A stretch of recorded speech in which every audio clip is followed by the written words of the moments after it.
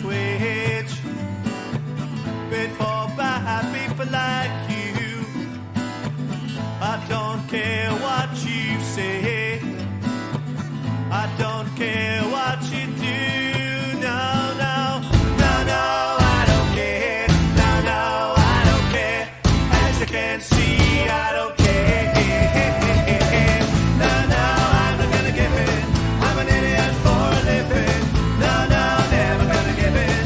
I'm an idiot for a living.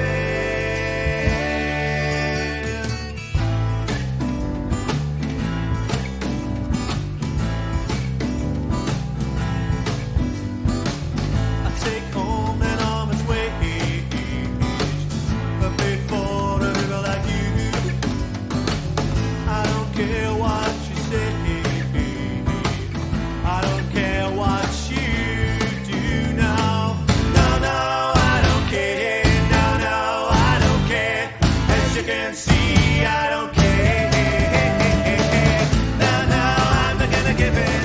I'm an idiot for a living. No, no, never gonna give in. I'm an idiot for a living.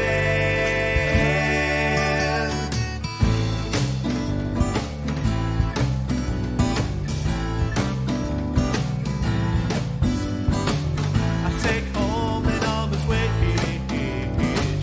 and I take it every day. Your idea of work is my idea of pay. No, no, I'm not gonna give in. I'm an idiot for a living. No, no, never gonna give in. I'm an idiot for a living.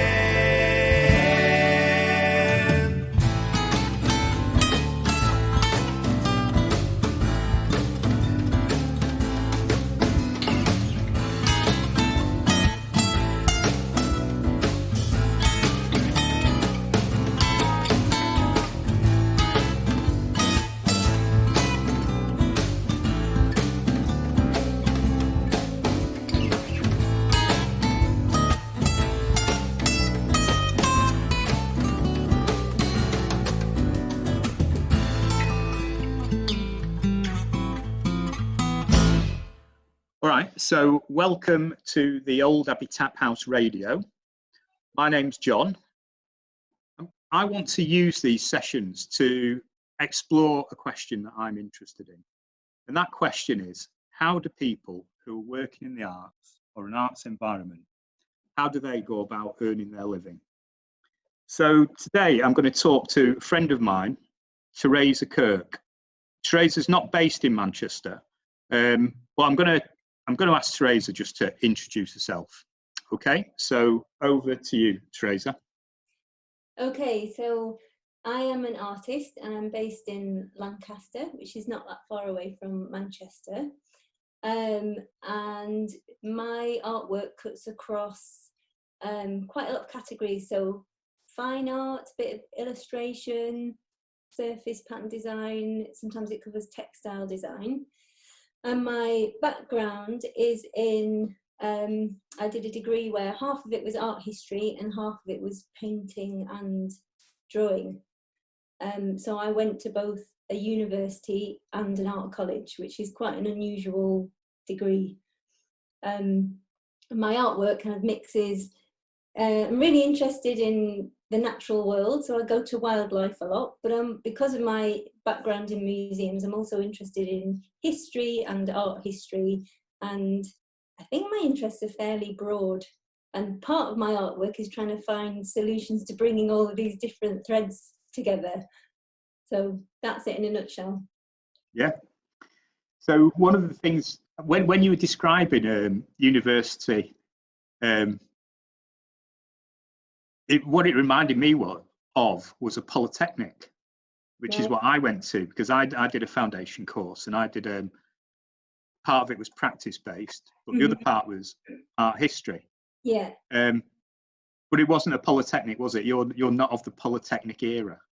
No, it's a really unusual course.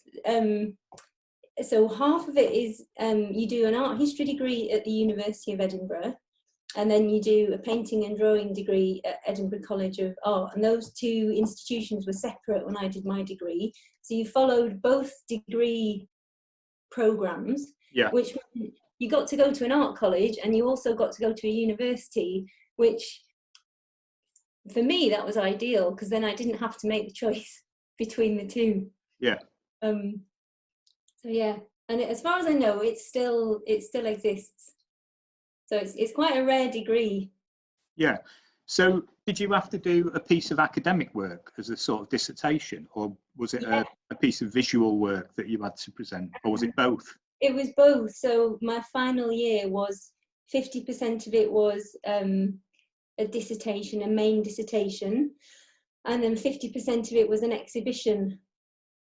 So really you did both in tandem. So when you leave, you've got a history of art degree and you've got a painting and drawing degree. And if you're really good, you could find a way of combining the two, but that took me a long time to work out. So, so yeah. So what was your dissertation topic then? Oh, right. So it was on Islamic art. Okay. So it was about a manuscript that's in the university library in Edinburgh. And I think it dates from, well, it's a medieval manuscript. And kind of what's interesting about it is that it has depictions of all sorts of different religions. So it's not just about Islam. It was sort of exploring lots of the belief systems. So that's what my dissertation was on, and it was published later as an article. So Wow. yeah, I know. I can't. Yeah, so that could have been a different life going down the academic route, but I chose not to.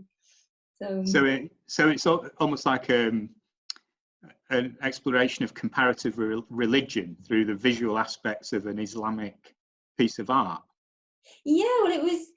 So what I was looking at was how the images differ from the text. So the text was an older text written by Biruni, who I think if I can remember the details, I think we might Okay. figure it out.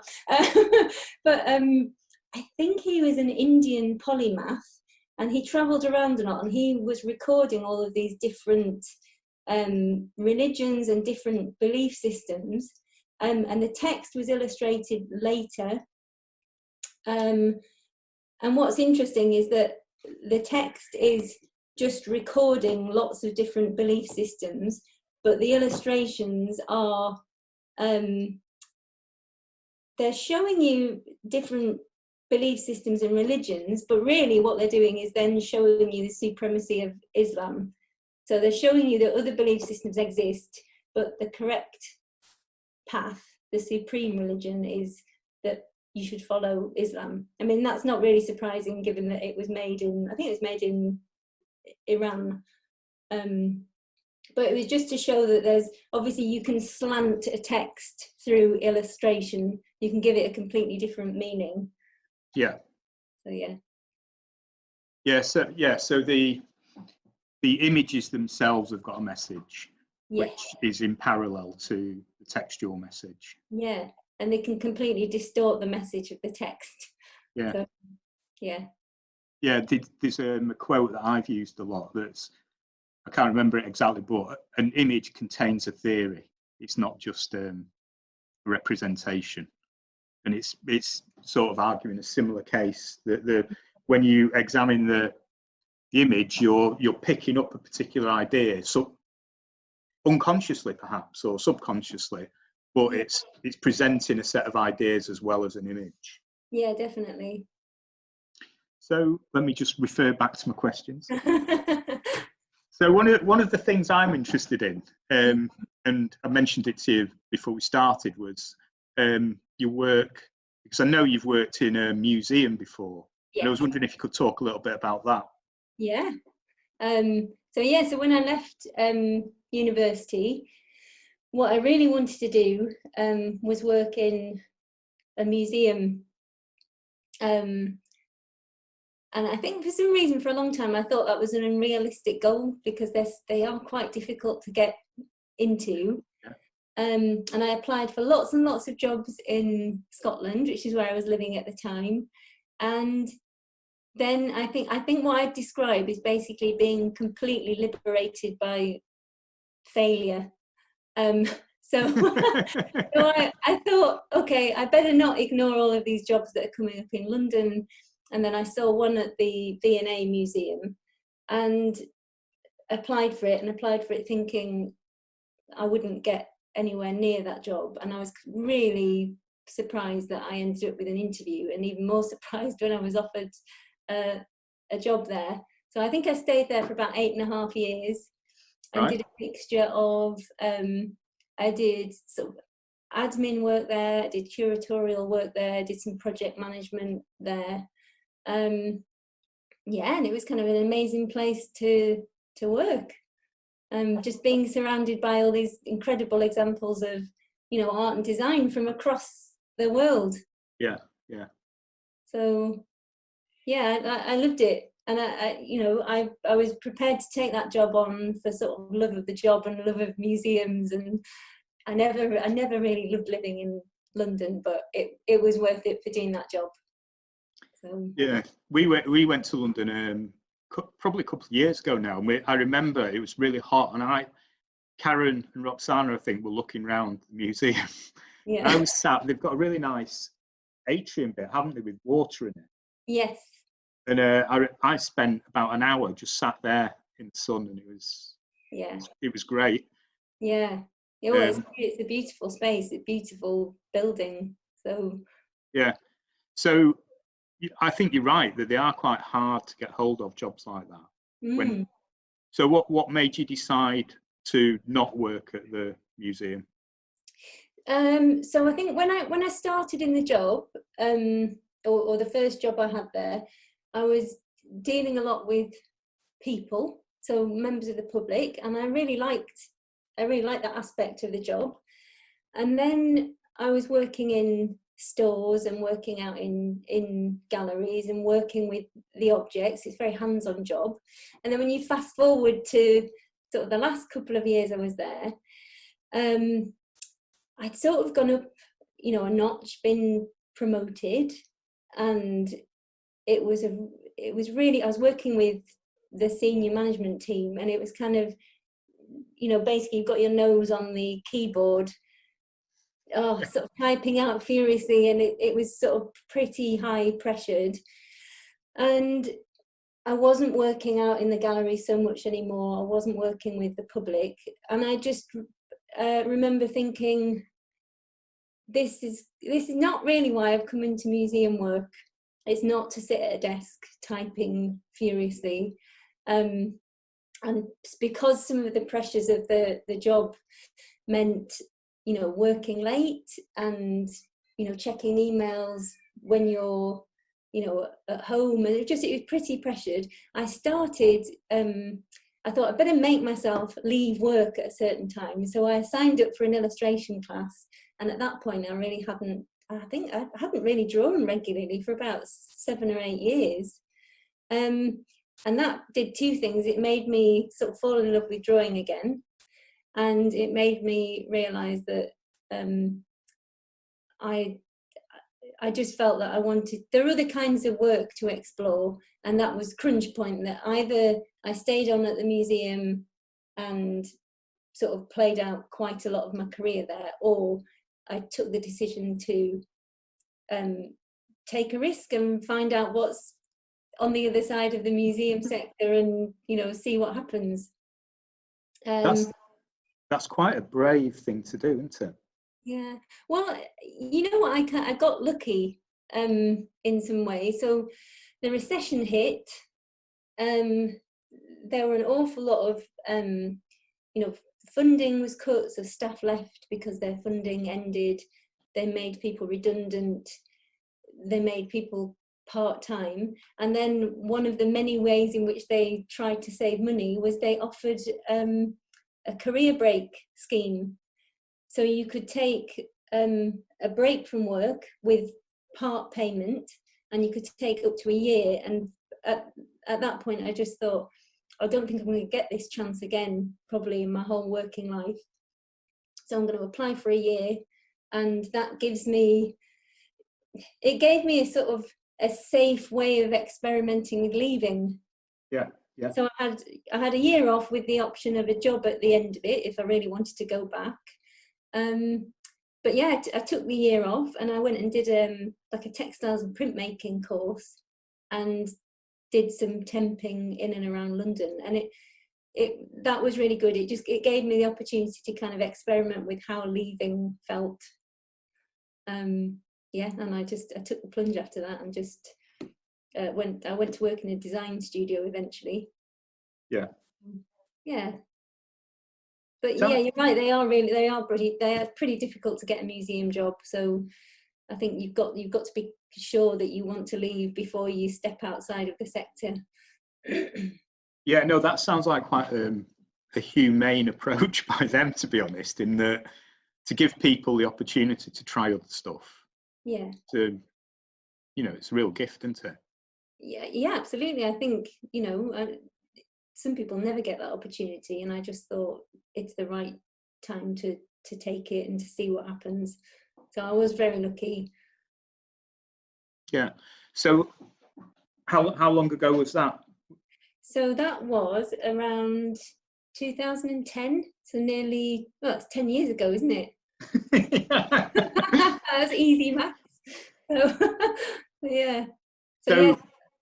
So what are you doing now? How has that unfolded? And is it?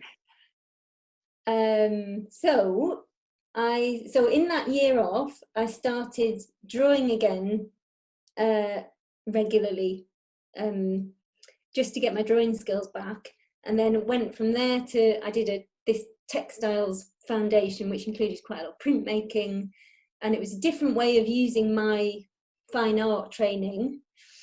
And then from there I went into working in a design studio, and they were a stationery studio, so I was dealing a lot with paper and different printing methods and techniques. And that was a massive change because it was a small business with 3 people rather than, a museum with nearly 1,000 people in their workforce. So I got a taste of working in a small business and with a commercial, outlook.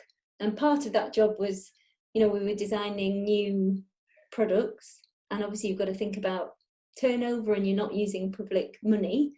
And that kind of got me interested in how you can use art and creativity, kind of its relationship with retail, and an understanding for how important retail is for creatives. And you fast forward a bit, and now my full-time job, which is how I pay my mortgage and keep myself afloat, is I'm a retail buyer and merchandiser. Okay.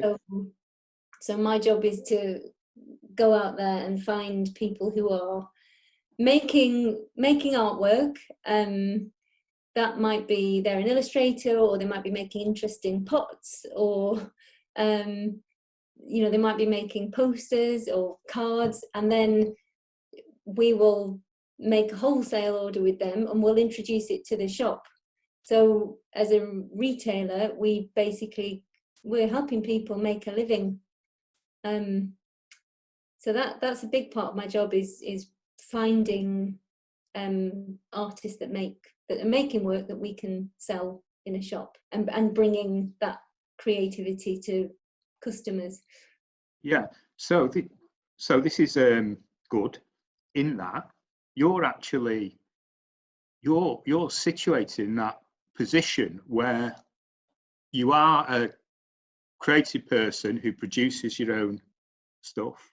Mm-hmm. But at the same time, you're paid because you've got a knowledge of how to translate that into a product that people will buy, which in turn allows creative people to produce stuff. Yeah. It's been really helpful for me to do this job as a retail buyer and a merchandiser. One of the things that you may not be taught about on an art course is how to make a living from artwork. And being a retail buyer really does show you that there are avenues for selling your work, and there's a demand for it. So it's been really helpful for me in terms of, you know, how do I present my artwork? How do I pitch it to a shop? How do I make myself more attractive to a gallery? How do I turn my artwork into products? And that's been really, really helpful. But yeah. So can I pick your brains? Yes, please. Yes. Which is the aim of this this discussion in a way. So what are the kind of things that you look for in a product as opposed to a piece of art? So obviously it is art that you're looking at, but you're also looking at it as a product. So yeah, what are the elements of that piece of art that you're picking up on that you then see would translate into a saleable commodity in the context of your? Is it like a gift shop that you're talking about? Yeah, it's a pretty sort of large design-led shop. Right. Okay. So what are the themes that you've got in your mind when when you encounter stuff? Right. Well, what you're always looking for, first of all, is you're looking for a response to a product. And because we are so design and illustration led, it's the artwork first that pulls you in. So we're looking for products that really showcase creativity and imagination. So it's always the artwork that pulls you in first, but right. Then what you want to see is what have people done with that. So for example, there's a publisher called Art Angels, and they produce cards and it's mainly cards. They produce some prints, but what they do with the artists they work with is they produce what you might describe as, they're almost like 3D cards. They're kind of fold out cards, and they're really beautiful. And they're just a bit different. So rather than a card that just opens a single sheet of paper that's folded, you know, which is lovely, they produce what you call die cut cards. So the edge of the card is a different shape. It pulls out into a long card. The paper's really, really beautiful. They work with really talented artists and printmakers, and just what they do is it's a little bit different. So we're always looking for really inspiring artwork, but if there's something a little bit different about it as well, then we're really keen to introduce them. One of the previous people I spoke to was also an illustrator. And he talked about price points. Yes. And what he learned from his experience of selling his own work on an event, a craft fair, say, was that he'd really love to sell the expensive prints, but it was more likely that he was going to sell 4 cards for, he said, £12. So he had to make sure that he had a range of things available so that whoever he encountered on the day had the opportunity to purchase something if they wanted to. So how does that play out with? Well, that's really important in terms of me making my work and presenting it for sale, but also in terms of buying as a retail buyer. So one of the things that we're looking for is range very often. So if I'm buying from an illustrator, normally I'd buy a range of cards, and they might retail at something like £2.50 or £2.99. And if people really love their artwork and they can afford £2.50 or £2.99, that's great. They get a piece of that artist's creativity, and it's affordable. You're also as well as price point, you're also looking at scale in terms of display. So the best kind of display I can put together for an artist is to have small, medium and large pieces. You'd expect the small pieces to be affordable. Medium size, maybe you're talking £20 to £40, and then something really big, which you might only have 1 or 2 of them, might be something like £100 for really big print. And I would do that on my own stall when I'm selling at a fair. You have a range of price points, but you're going to sell more of the lower and mid-range price products. And all your stuff is visual art. Yeah. Is Yeah. you mentioned something there which I think deserves a bit of discussion. If somebody likes an artist's work, Mm-hmm. and there's a sort of collectability aspect, isn't there? Because if you've bought something and you really like the work of that person, then it's, you know, I think it's part of human nature to want to get the rest of it. or perhaps it's part of my nature. I shouldn't universalize it. But that idea of collectability, so having a range of stuff by different artists, so that if there's stuff you like, there's more stuff that you can get. Yeah. Well, I think that's really important, is making new work and offering up new work. That's important, not just for me selling as an artist, but again, in retail, people always want to discover something new. And if they really like an artist's work, they're always really keen to know, when is the new stuff coming in? When is the next stuff coming in? So people, if they really fall in love with the way, an artist represents the world around them, then yeah, very often they will come back and they'll buy more pieces. Yeah, I mean, I find that really interesting. Yeah, there's somebody I want to interview. I don't know if I'll get the chance to. Mm-hmm. And he makes ceramics, Mm-hmm. and he's been doing it for a long time, and he's a nice guy and he's well connected. Mm-hmm. And most houses of our friends that you go into in South Manchester have got a piece of his artwork on the wall, and he seems to be he's producing some tiles that are nice. But when you give a gift to somebody, actually you're not really wanting to buy something cheap. Yeah. What you want to do is spend the amount of money you can afford on something that's got what I think of now as high cultural value, and something that's handmade by someone. Mm-hmm. I think carries that sort of high cultural value, especially if you know the person or have a relationship with them in some way. Yeah, definitely. So I think there's a couple of things there. I mean, signed prints, do you do signed prints, or is it the stage below that? I do sign prints. I don't limit the editions anymore. So I do sign the prints, and I do put a title on all of them, but I don't do limited editions. And there's a reason behind that, really, which is I am interested in, so even though I come from a fine art background where reproduction and repetition is sort of kind of like a dirty word, really. The focus is always on a unique original, but I prefer, I'm interested really in the democratization of art.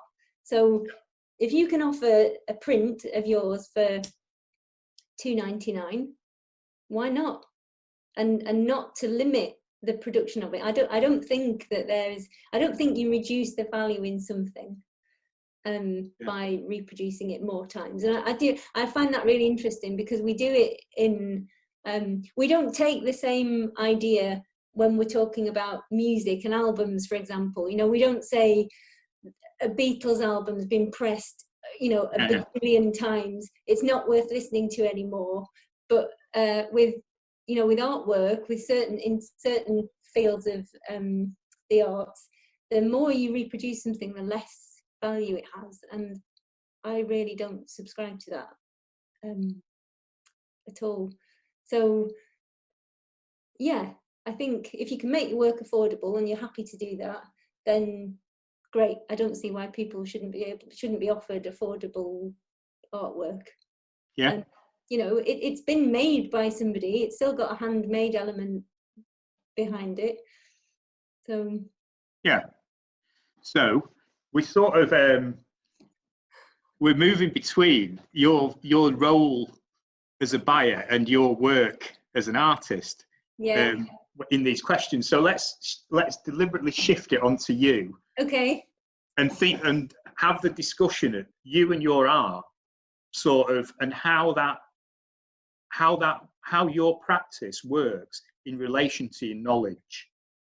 So what I'm asking really is, how does your knowledge of how things work within the retail market influence your practice, the types of things you produce, how you produce them, and what you do with them? Yeah, that's a good question. I've chosen to stick mainly to producing on paper. So I print cards and art prints, and I've got things like notebooks. And the reason I choose to work with paper at the minute is because, well, I'm going back to the same point really, but it's affordable to do it that way. And there are printers that I can work with who will do fairly small print runs. Yeah. Often when you do a small print run, it bumps the production cost up massively. But at the moment for me, I like to be able to produce products that I feel that they're accessible to most people. And if you move away from paper as a substrate and you start trying to print on things like ceramics, it becomes more expensive unless you're doing a really big print run. And I haven't reached the stage yet where I can say, yeah, let's do 1,000 mugs. Yeah. Because I might be stuck with, 999 in the corner of my studio. Maybe my dad would buy one, but it's for me at the moment. I've got to consider production costs and then how much of that cost, and then passing on to a customer. Yeah. So let me interrupt you. Yeah. You're talking about, you've got an idea, you've made it into a product in your mind, and you'll materialize that. Then you're thinking about production processes. So am I right in thinking that you take the responsibility upon yourself to produce them, and then you thinking about the outlets that you're going to sell them through? Is that right? Yeah. So you've got let's just say you've produced your 1,000 paper-based products. Yeah. And you've had them printed with the printer that you like, the quality, and they're happy to work at the scale that you can work at. Mm-hmm. Where do you go from there? So I have an Etsy shop. Okay. So I sell through that. I sell through exhibitions. So at the moment, I ought to be exhibiting at there's a really lovely shop in Lancaster called Arteria, and they have a gallery upstairs, and I was due to be exhibiting work with them, but obviously they're closed. Yeah.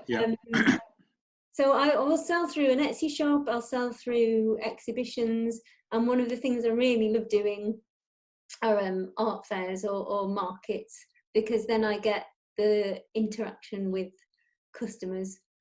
And get to talk to people about why they're buying one of my prints and who it's for, and I love that bit of it.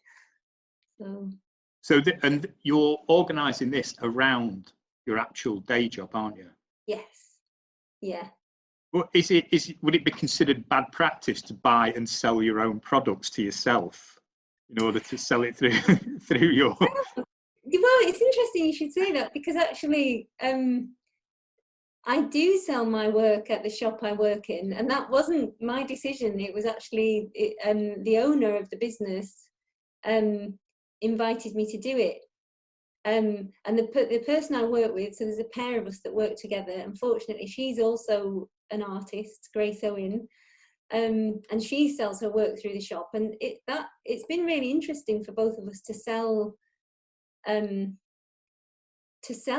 in a retail space, and to see, right, if you do a fair, you're only normally there for say 1 to 3 days. Yeah. But if your work is in a shop, you get to see what's happening over 2 months, 3 months, 4 months, 6 months. So I now have a much better sense of what sells and why. So it's been really useful for me to see which of my products are shifting. Yeah. So with when I worked for a business, we used to, I think I mentioned this in a previous discussion, again about illustration. We used to every quarter look at our products and look at the ones that sold, but also the ones that made money, which are not necessarily the same things. And we'd knock off, say, the bottom 10 products, and we'd add 10 new products every quarter. And one of the things I had to do was do a little pie chart of sort of profit contribution, so we could actually see which of these things are making us money. And then we'd got some ideas about whether we wanted to do more products like that or how we wanted to sell them. I'm just wondering about your pie chart, what your pie chart would look like of your products, and perhaps your outlets as well. You know, there's some outlets that are really good, and the others that the stuff's there, but it's not really moving, but it's okay, it doesn't matter. Yeah, I mean, that's a really interesting question. I don't know what my pie chart would look like. I don't think in pie chart. Okay, it's just me. Oh, maybe I should. I mean, I guess there are some products that there are some illustrations that I know sell really well, and then there are other prints that don't sell quite as strongly, but it's quite hard to say, because I think affordability can come into it. Maybe somebody really likes, I've got a print of a bee that has become my best seller, and if that sells out, if the bee print sells out, then someone will buy a smaller print, or they'll buy another print from me. What they really want is the bee that's £90, but they'll buy something else that's £20 maybe. I don't know, maybe I haven't sort of reached the point where I'm able to kind of analyze my sales in that way. The other thing that we used to do was try and sell more stuff to the same people, rather than just constantly trying to find new customers. Yeah. And I think I'm linking that perhaps to that idea of collectability. And if somebody likes the bee, then they're probably going to like whatever's next on the list. In your brain. Okay, yeah, I know what you mean. Yeah, I think that does work for people, and I think doing things like newsletters, I've heard other artists say that works really well for them. So sending out updates to people who've already bought from them actually works really well. I am slowly collecting email addresses. That I need to address that, really, because that does work. Tony, the other illustrator guy, he was saying that he really likes the opportunity to meet people and talk to them, and obviously at the moment that's impossible. Yeah, I know, it's really sad. So he was saying exactly the same thing, that this is probably an opportunity for him to develop this this approach of perhaps producing a newsletter and thinking about, if he can't talk to people directly, which is his preferred way of dealing with people, perhaps he can start to develop some skills doing it via a newsletter. Yeah. Just trying to make the most of the situation that we're all in. Well, it's definitely on my to-do list, as well as updating my website, which will be done hopefully by the time this goes out, because I've got, lots of work over the past year that I haven't added. But yeah, it presents you with other opportunities So, you know, using social media a lot more so you can update people on what you're doing. Yeah. And that's one aspect of I really enjoy using social media. Yeah. I was going to ask you a little bit more about Etsy, because I don't know Yeah. if everybody, I came across it relatively recently, so I've got an understanding Okay. of what it is. But how do you use your virtual shop? Because that's what it is, really, isn't it? Yeah. It's a marketplace full of makers and artists. So everything from an artist like me that's working traditionally on paper to, you know, people who make clothing or who make bags from leather to jewelry. There's a huge range of makers on there, and it's global. So Yeah. I don't know how many countries are represented on there, but it's a massive, massive marketplace. And for me, I find that I can see where my customers come from, and they come via social media. So if I you know, highlight that I've got a new card or a new print on there, and I do it through Instagram or do it through Facebook, I can see that customers come and visit my shop via those channels. Right. So Etsy obviously charge you Yes. for using that service. We don't need to go into details, but to go back to that pie chart idea, you were saying about doing, fairs, having exhibitions in places, and an Etsy shop. How useful is the Etsy shop, do you think, in relation to the idea of earning a living? I think it's really useful as long as you've got to make yourself findable on there. So if you go onto Etsy and just type in B note card, like thousands will come up. Yeah. I don't know where mine would arrive in the listing.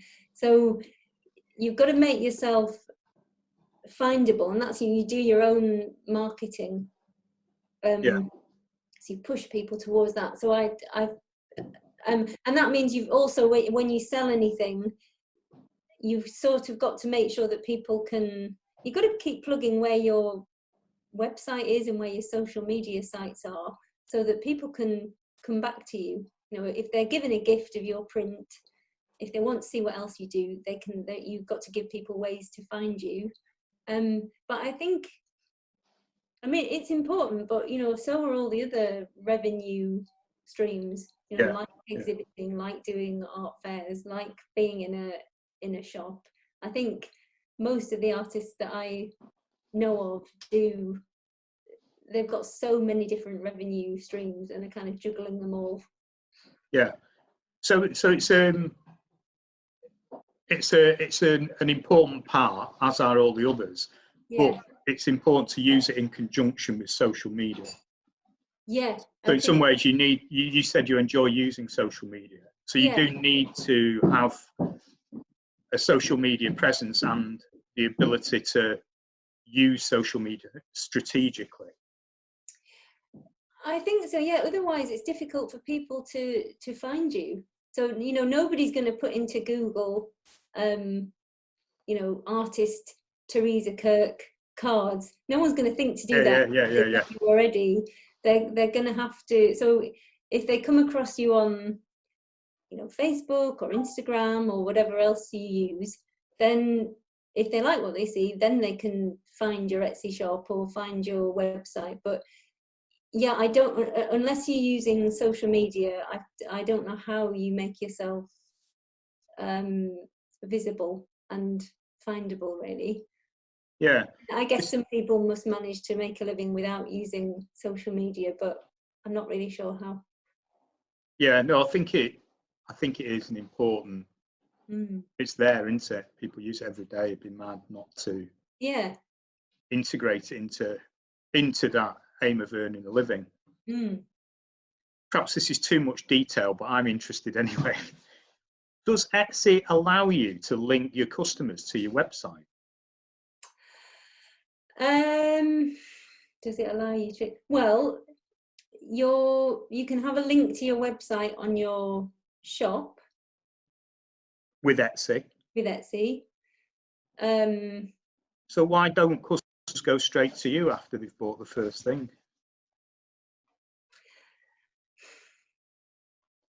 I think that's a really good question. I think there are some people who come to my shop and then they buy again. Yeah. And I think those people get invested in what you do. But Etsy is also used by people who they're just looking for a gift. So they might just literally search on the site for, they know somebody who likes baking, so they want to buy them a tea towel. Yeah. And then they find an artist and they think, oh, I like that. And unless they're really invested in what that person is doing and they really like what they're doing, they might never buy from that person again. Yeah. So you sort of get, so what's emerging is that your customers might fall into different categories of one-off customers. Well, then on the other side, do you have people that you know have bought a number of things from you? Yes. Yeah. And they're likely to, to come back for something else. So I guess you stay on their radar, and you might be the person that they think of if they're looking for, a present for someone. So I think, your customers do behave differently. Yeah. I've got a question that I don't know if it's a question or a statement. Mm-hmm. But you're doing a thing at the moment, aren't you? 100 drawings over 100 days. Is that right? Yeah. And an hour, each drawing takes an hour. Is that right? Have I got that? So it's a 100-day project, and you can set your own theme, and your drawings can take as it can take as long as you like, but I've set myself targets of making drawings within different time periods. Okay. What my question was about motivation. Mm-hmm. What makes you do what you do? But also, I wondered if that was part of that answer, that having structures like that, a drawing every day, a fixed amount of time on a particular theme, if that is part of not making yourself do it, but providing a structure for yourself to produce things, as opposed to leaving it more open. Yeah.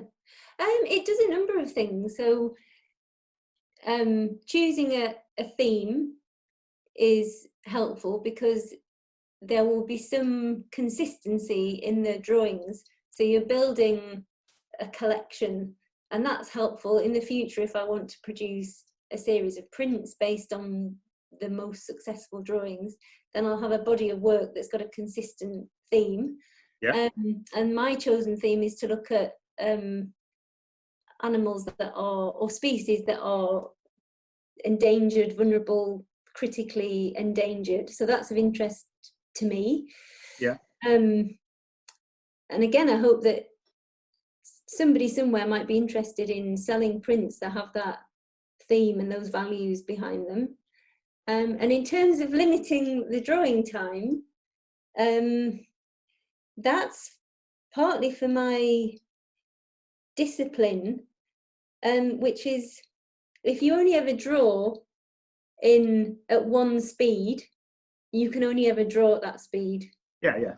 So some of my pieces of work do take a long time. They might be 3 or 4 days, 6 hours and hours and hours, but I like to have different gears. So I like to see what I can do in half an hour, what I can do in 2 hours. Yeah. It forces me to make decisions. If I've only got half an hour and I use a timer on my phone, all of your drawings are about editing in and editing out. So what you leave out is just as important as what you put in. And if I've got half an hour, I've really got to knuckle down and say, what do I want to say about this cheetah in half an hour? What do I want to capture? And I've got to decide what I'm leaving out at some point during that drawing. So the process is interesting to me. Yeah. And it helps me understand that actually I can produce a drawing in half an hour. I don't need 3 hours. So I can't ever say to myself, you've only got half an hour. That's not long enough to make a drawing. It's ample time. And just, yeah, it's good practice just to force yourself to make decisions, I think, and work quickly and just see what you can do. So it's fulfilling a number of functions, isn't it? It's yeah, allowing you to develop as an artist and broaden yourself, but it's also, because it's thematic, it's producing a body of work that you can draw upon in the future. Yeah. And you get to explore a theme you're interested in. Yeah, absolutely. So it's doing it's not just a thing to make you draw. It's got a lot more facets to it than that. Yeah, yeah, I think you're right. I think that's a good description of what it's doing. And also I just think the process of drawing and choosing subjects, and you can look at footage of animals in the wild, but if you choose to draw it, I've got to think, what do I want to say about this species? And there are some animals that you draw that it's easier to, you can invite empathy. So for example, if you're drawing something like a gorilla or an orangutan, we're familiar with their facial expressions, and you can invite empathy. There's something of that humanity there.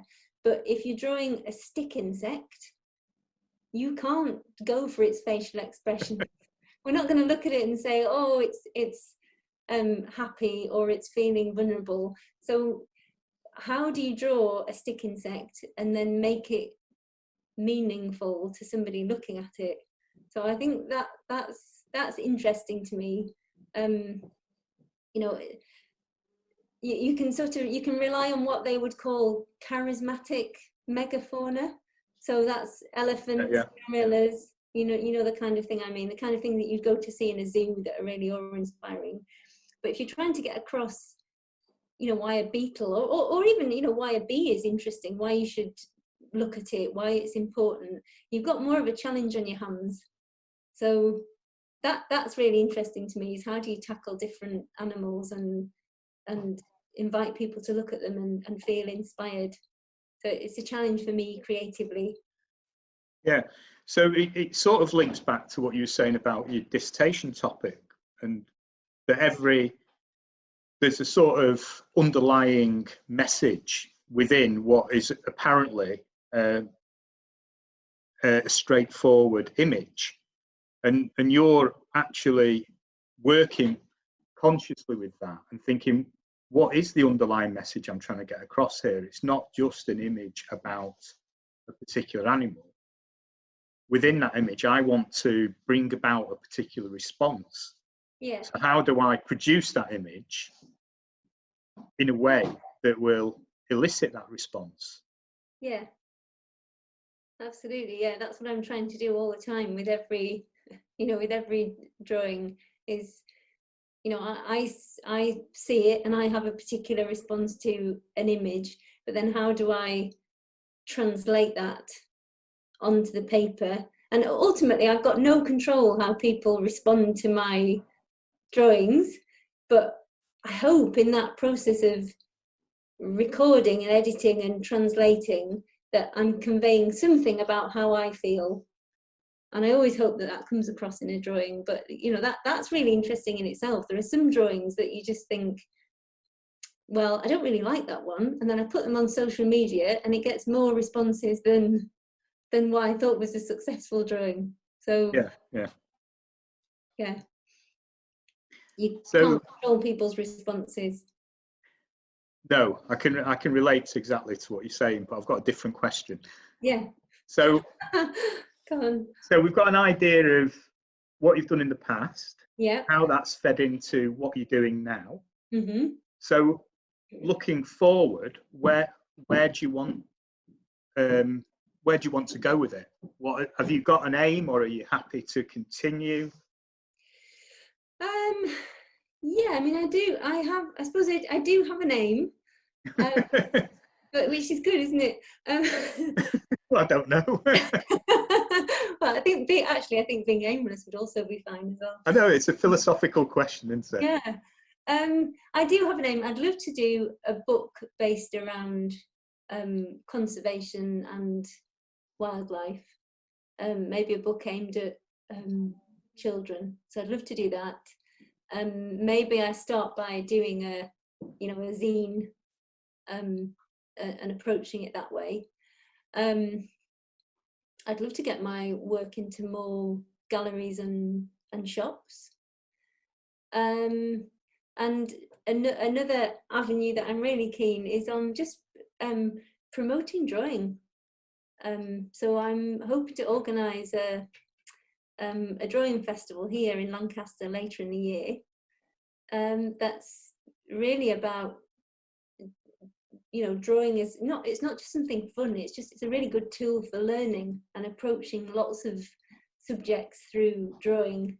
And I feel it obviously I'm biased because I love drawing, but I think visual literacy is really, really important. And I suppose at the moment under lockdown, we're seeing that whilst funding for things like arts and music and creative subjects have been chopped, and an awful lot of schools have had to make the difficult decision to pull resources away from their arts departments and pull music lessons, what this is showing us is that creative subjects are really, really important to us. They're really important for resilience. It's what makes us human. They're not a nice add-on. We need them, and they need to be taught. We need to keep learning, and they're not just important for children, they're important for adults. And I sort of feel more than ever really that we need to keep saying that, and this is a good time to say it, and to say it afterwards. So I'm really keen on, I'm interested in teaching, basically, and doing workshops, and I've done a small amount of that in the past, but I'd really like to do more. And I think this lockdown and the way people are using creativity to get through it is sort of given me a sort of put a rocket under me. Yeah. Yeah, because we were saying before we started that this is a really unusual period, isn't it? It releases you from the normal day that you would be, how you would be spending your time, and suddenly we've got time to spend differently. And that, yeah, that idea of being aimless, to actually have some time without an agenda, see what emerges, is so unusual, but actually could be quite, I was going to say productive, but in a way that devalues it, doesn't it? Because it should be of value just in its own right, but allow new things to emerge. That's that way of putting it. Yeah. I hope. I'm sort of hoping that on the back of this, really, that the drawing festival I want to organise here, that it can capture. It'll be at the beginning of October, and hoping that it will capture this kind of, I think, renewed appreciation for creative pursuits. Yeah. So, it's made me think about something that I think I'd like to ask you. Mm-hmm. People who say I can't draw, and what are your thoughts on that? I won't tell you what mine are. I'm asking you what your thoughts are. If somebody says, yeah, that's all very good, but I can't draw. Oh my gosh, I could go on and on and on about this for hours and hours and hours. This is so, it's complete rubbish. Everybody can draw. Absolutely, everybody can draw. And they do all the time without realizing. So, I mean, handwriting is a form of drawing. We're just drawing visual code for sounds, and almost everybody can do that. And in the same way that you can teach people to write by hand, and eventually as they grow up, their handwriting they develop a style, and we have a signature, and we still use that. It's a unique, something that's unique to us. So in the same way that you can teach people to draw letters and words, you can teach them to draw and make images. And there are lots of different types of drawing. So there's very free drawing, just draw what you like on a piece of paper, that's valid, and that kind of mark making. You can teach people obviously to draw through observation and analysing, and that's a different way of drawing. You can teach anybody to draw. Anybody can do it. This idea that you have to have an innate ability, or I really don't like, it's a gift. Yeah, No, you know, everybody can draw. Yeah. And I don't, there's a lot of unhelpful language around drawing, like being gifted and being talented. It's sort of, to me, it creates this sort of, almost like you create a creative aristocracy that you either belong to or you don't belong to, and that's wrong to me. Everybody should feel that they can try creative, you know, or something creative if they want to. And there are so many facets to this, but I think one of the things that I really love about drawing, the process of drawing, is that it embodies making mistakes, and it embodies failure. That is a part of the process. Every time you make a drawing, you make corrections, you make revisions, and failure is a big part of it. And there's partly what I love about drawing, is there's no shame in failure. Every time you sit down to make a drawing, that's what you do. You fail a bit, it's temporary, then you make a correction, and I think it's one of the reasons I love it, is it's really liberating. You know, sit down and make a load of mistakes. Other subjects don't embrace that. So that's partly why I also think it's important, really, for people to try something like drawing, because you don't get the opportunity to make lots of mistakes in other areas of life. So it actually makes me feel I sometimes meet people at fairs and they say, oh, I got told I couldn't draw at school, and it makes me feel really sad when you meet people who they'd really like to draw, but they were told at 7 that they couldn't. There's another aspect for me, that when people use this idea of a gift, it doesn't acknowledge any of the hard work. No. You know, that a lot of what's gone into something, it just suggests, well, that's what you do, you know. And I mean, I agree with what you said, and I think the reason I asked the question was because I think something similar, but I was interested to know how you perceived it, especially in relation to thinking about doing classes for people, because there's a whole world out there, isn't there, of drawing, and but you almost have to take part in it you have to be in it to to win it, sort of thing. Yeah, but I think that's why I'm really keen on trying to put together workshops, because like you say, you have to have the opportunity to take part in it, and I think there are different ways of giving people opportunities to draw. You know, you can join classes where, you know, you can do life drawing and so on, but I think sometimes that's probably quite intimidating if you feel like you can't draw. Some of the classes that I think are available to adults, and maybe it would sort of put you off turning up. So I think fun is a really important element of trying it. So yeah. So you got a lot of ingredients there, haven't you, for thinking about a class? So let me go on to my last question. So I'm aware that it's taken me longer than not that I budgeted, but than I anticipated.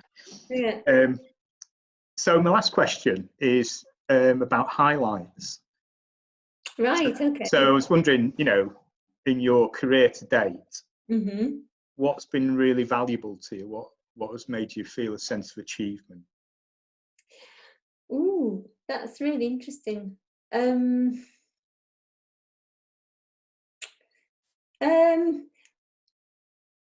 I did some designs for Woodmanstern, the publishers. They invited me to make some drawings for them, and that was a bit of a highlight because I'd never worked with a client like that before, and they were really free in what they allowed me to do. And then one of those cards became one of their best sellers, which was sort of completely unexpected. So that was a kind of professional highlight, but Yeah. am I allowed a personal highlight as well? You do. Yeah. You probably gathered this isn't very structured. Okay, great. So I think in the last year my work's changed quite a lot. I think I've finally managed to resolve quite a lot of questions I've been asking myself.